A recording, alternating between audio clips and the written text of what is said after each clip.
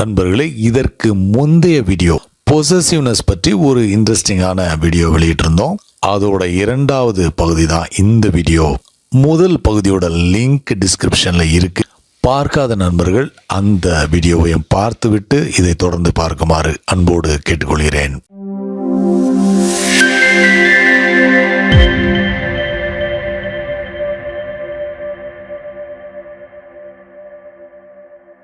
ஆழமாக புரிந்து கொள்ள முயற்சி செய்யும் போது காதலும் வெறுப்பும் இரண்டும் வேறு அல்ல என்பது உங்களுக்கு தெளிவாக விளங்கும். அது ஒரு லிங்குஸ்டிக் மிஸ்டேக். எதிர்காலத்தில் சைக்காலஜி புத்தகங்களில் லவ் அண்ட் ஹேட்டுக்கு நடுவில் இருக்கும் ஆண்டை பயன்படுத்த மாட்டார்கள்.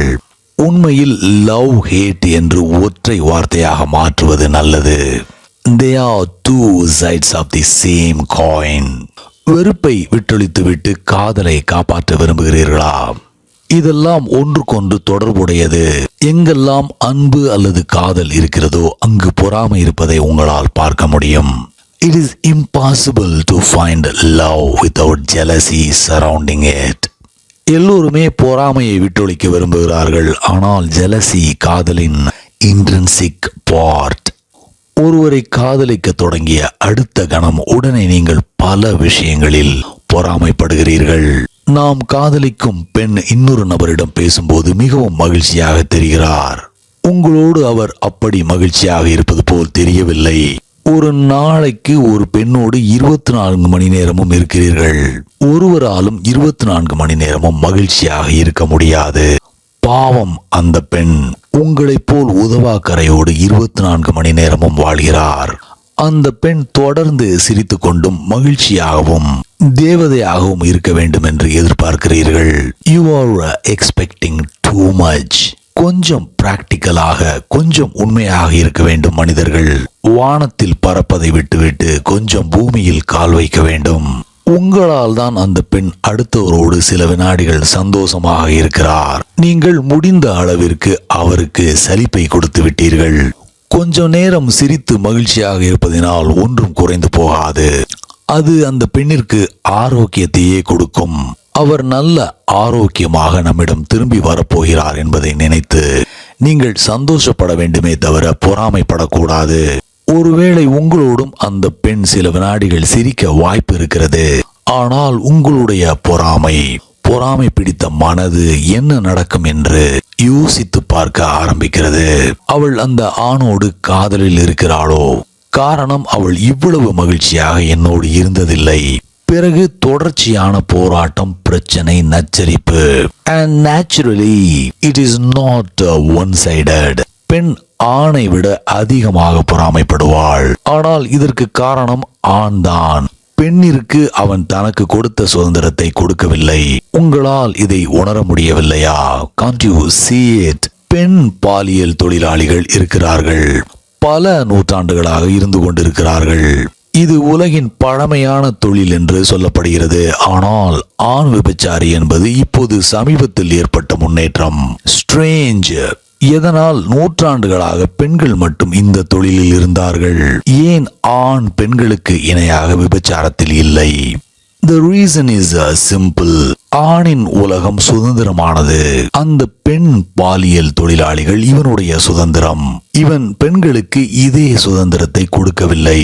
இப்போது சமீப காலங்களில்தான், அதுவும் அதிநவீன நகரங்களில்தான் ஆண் விபச்சாரிகள் வர ஆரம்பித்தார்கள். இது நல்ல அறிகுறிதான். காரணம், ஆணிற்கு காதலை விலை கொடுத்து வாங்கக்கூடிய சுதந்திரம் இருக்கும்போது பெண்ணிற்கும் அந்த உரிமை இருக்க வேண்டும். இந்த same way in every field ஆண் பெண்ணின் சுதந்திரத்தை எடுத்துவிட்டான். பல நாடுகளில், பல கலாச்சாரங்களில், பல சமயங்களில் பெண் பணத்திற்காக ஆணையை சார்ந்து இருக்கிறாள். ஒருவர் எக்கனாமிக்கலி டிபெண்டன்டாக இருக்கும்போது ஸ்பிரிச்சுவலாகவும் இண்டிபெண்டன்டாக இருக்க முடியாது. அப்போது ஸ்பிரிச்சுவல் ஃப்ரீடம் என்பது வெறும் பேச்சு மட்டும்தான். women are economically dependent on man. பெண் தொடர்ந்து ஆண் நம்மை விட்டு போய்விடுவானோ என்ற பயத்தில் இருக்கிறாள். ஆண் விட்டு போய்விட்டால் குழந்தைகள் கதியும் இவள் கதியும் என்ன ஆகும்? கிட்டத்தட்ட எல்லா கலாச்சாரத்திலும் பெண்கள் படிப்பதற்கு அனுமதிக்கப்படவில்லை. காரணம் கல்வி அவளை இண்டிபெண்டண்டாக மாற்றிவிடும். இதுபோல் பிரச்சனை வந்தால் அவளால் சொந்த காலில் நிற்க முடியும். கல்வி அறிவு இல்லாத போது, உலகறிவு இல்லாத நிலையில் அவள் எப்படி உயிர் வாழ்வாள்? ஒரே வழி பாலியல் தொழில் மட்டும்தான். Naturally, she was more jealous and afraid. Naturally, பெண் தன் கணவன் என்ன செய்கிறான், எங்கே செல்கிறான் என்று அவன் மேல் ஒரு கண் எப்போதும் வைத்திருக்கிறாள். முல்லா நசுருதீனுக்கு போதும் போதும் என்று ஆகிவிட்டது. எப்போது வீட்டிற்கு திரும்பினாலும் சரி, அவருடைய மனைவி நசுருதீனின் உடையில் ஏதாவது ஒரு பெண்ணின் தலைமுடி இருப்பதை பார்த்து விடுகிறாள். இதற்கு என்ன பதில் சொல்வது? உன்னுடைய சட்டையில் நீளமான தலைமுடி இருப்பதற்கு என்ன காரணம் சொல்லப் போகிறாய்? ஏதோ ஒரு பெண்ணோடு நீ உல்லாசமாக இருந்திருக்க வேண்டும், அவளை கட்டி அணைத்திருக்க வேண்டும். The proof is here என்று நசுருதீனின் மனைவி அவரை பேச விடாமல் செய்து விடுவார். எனவே ஒரு நாள் வீட்டிற்கு போவதற்கு முன்பு நசுருதீன் தனது நண்பர் வீட்டிற்கு சென்று நண்பரிடம் தன் உடைகளை நன்றாக பரிசோதிக்குமாறு கேட்டுக்கொண்டார். அவரிடம் ஒரு பிரஷ் கொடு, நான் என் உடைகளை தரோவாக சுத்தம் செய்ய வேண்டும். இன்றைக்கு என் மனைவிக்கு எந்த ப்ரூஃபும் நான் கொடுக்க போவதில்லை. இந்த தலைமுடிதான். பெண்கள் வினோதமானவர்கள். ஒரு புறம் தலைமுடியை நம் மீது விட்டு விடுகிறார்கள், இன்னொரு புறம் அதை கண்டுபிடித்து விடுகிறார்கள். இது ஆண்களுக்கு எதிரான பெரிய சதியாக இருக்கும் போல. இன்றைக்கு நான் விட்டு கொடுக்க போவதில்லை என்று சொன்னார். சோ இன்றைக்கு உண்மையிலேயே தன்னை நன்றாக சுத்தம் செய்துவிட்டு வீட்டிற்கு சென்றார். அவர் மனைவி வழக்கம் போல எவிடன்ஸ் எதுவும் கிடைக்கிறதா என்று தேடி பார்த்தார். ஒன்றும் கிடைக்கவில்லை. உடனே அழ ஆரம்பித்து விட்டார். முல்லா மனைவியிடம் இப்போது என்ன ஆனது, நவ் வாட், எதற்காக அழுகிறாய் என்று கேட்டார். அதற்கு மனைவி, கடவுளே, இப்போது நீ வழுக்கை விழுந்த பெண்களை பார்க்க ஆரம்பித்து விட்டாயா? No hair.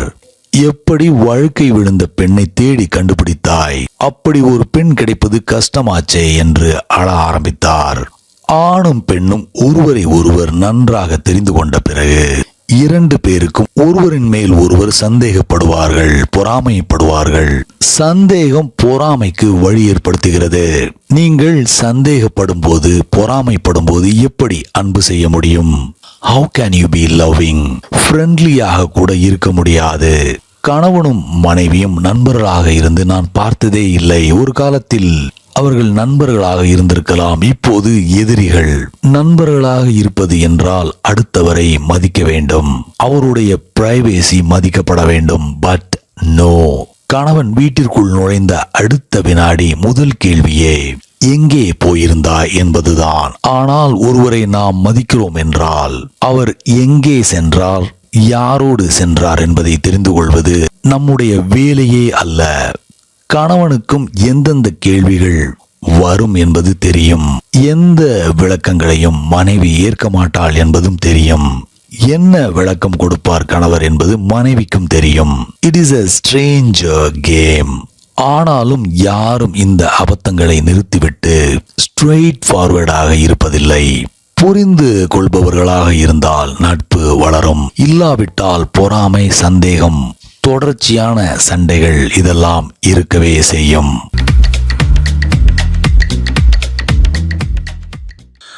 தேங்க்ஸ் ஃபார் வாட்சிங். முடிந்தளவு உங்களோட நண்பர்களோட வீடியோவை ஷேர் பண்ணுங்க. உங்களுடைய விமர்சனங்களை காமெண்ட்ஸில் சொல்லுங்க. அடுத்த வீடியோவில் சீக்கிரம் உங்களை எல்லாரையும் சந்திக்கிறேன். Until then, take care. Bye.